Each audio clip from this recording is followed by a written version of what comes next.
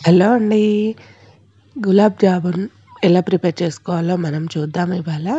గులాబ్ జామున్ స్మూత్‌గా sponge type నోట్లో వేస్తే కరిగిపోయేలా రావాలంటే కరెక్ట్ మెజర్‌మెంట్స్‌తో మనం గులాబ్ జామున్ అనేది ప్రిపేర్ చేసుకోవాలి.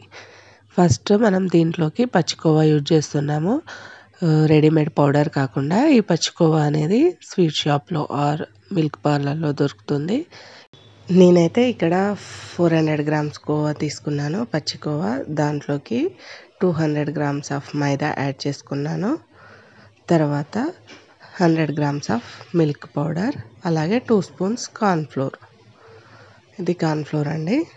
నెక్స్ట్ వచ్చేసి మనం మిల్క్ పౌడర్ యూజ్ చేస్తున్నాం 100 గ్రామ్స్. 400 గ్రామ్స్ కోవా తీసుకున్నాం కాబట్టి దానికి హాఫ్ క్వాంటిటీలో మైదా, అలాగే మైదాకు హాఫ్ క్వాంటిటీ మిల్క్ పౌడర్. ఇలా ఇవన్నీ మిక్స్ చేసుకోవాలి. కొంచెం సోడా కూడా యాడ్ చేసుకోవాలి. ఎందుకంటే స్మూత్‌గా స్పాంజ్ లెక్క నోట్లో వేస్తే కరిగిపోయేలా రావాలి కదా గులాబ్ జామ్. చిన్నపిల్లల కంటే బాగా ఇష్టం ఇవి. మా ఇంట్లో అయితే పిల్లలు చాలా ఇష్టంగా తింటారు. రెడీమేడ్ వాటికంటే ఇలా ఇంట్లో ఈజీగా ప్రిపేర్ చేసుకోవచ్చు కోవా తెచ్చుకొని. అలాగే దీంట్లో కొంచెం మిల్క్ యాడ్ చేస్తున్నాం. ఇలా మిల్క్ యాడ్ చేసి ఇలా సాఫ్ట్‌గా కలుపుకోవాలి. పిండి ఎంత స్మూత్‌గా ఉంటే మనకు జామున్స్ పర్ఫెక్ట్‌గా వస్తాయి. మరీ గట్టిగా కలుపుకోకుండా స్మూత్‌గా కలుపుకోవాలి. అలాగే నెక్స్ట్ వచ్చేసి ఇలా షుగర్ యాడ్ చేసుకోవాలి. బౌల్లోకి 500 గ్రామ్స్ షుగర్ తీసుకున్నాను. దానికి 500 ml ఆఫ్ వాటర్ యాడ్ చేసుకున్నాను. ఇలా దీన్ని సిరప్ ప్రిపేర్ చేసుకోవాలి మనం స్టవ్ మీద పెట్టుకొని. ఇలా వేడవుతుంది వాటర్. ఇలా తీగపాకంలా కాకుండా నార్మల్గా షుగర్ సిరప్ ప్రిపేర్ చేసుకోవాలి. అలాగే దీంట్లోకి ఇలాచీ పౌడర్ వేసుకున్నాము. ఇలాచీ పౌడర్ వేసుకున్నాం కదా, తర్వాత దీన్ని మనం పక్కన పెట్టేసుకోవాలి. రెడీ అయిపోయింది మనకు సిరప్. నెక్స్ట్ ఇంతకుముందు కలిపి పెట్టుకున్న కోవా మిశ్రమం ఉంది కదా, దాన్ని మనం జామున్స్ ప్రిపేర్ చేసుకోవాలి. ఇలా చేయితో గట్టిగా ప్రెస్ చేసుకుంటూ మనం బాల్స్ లాగా ప్రిపేర్ చేసుకోవాలి. ఈ బాల్స్ అనేది స్మూత్‌గా ఉండాలి, మరీ గట్టిగా ఉండకూడదు. పిండి కూడా మనం మెత్తగా కలుపుకోవాలి స్మూత్‌గా. అలా అయితేనే మనం డీప్ ఫ్రై చేసేటప్పుడు క్రాక్స్ రాకుండా వస్తాయి.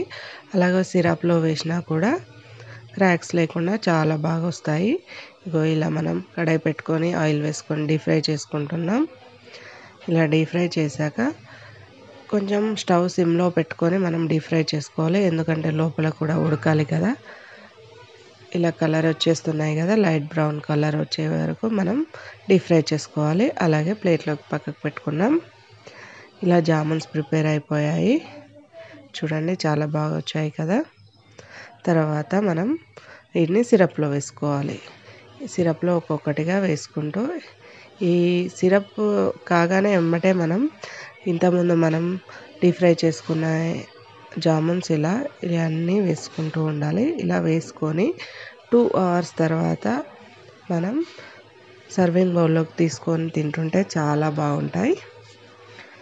అయిపోయాయి, సిరప్లో వేసుకున్నాం కదా, అంతే. గులాబ్ జామున్స్ ప్రిపేర్ అయిపోయాయి. తినేయడమే లేట్ ఉంది కదా. ఈ వీడియో మీకు నచ్చినట్టయితే లైక్ చేయండి, అలాగే కామెంట్ చేయండి.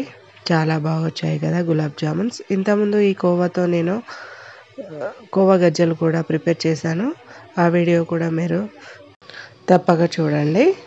Thank you. Please like, share, comment and subscribe.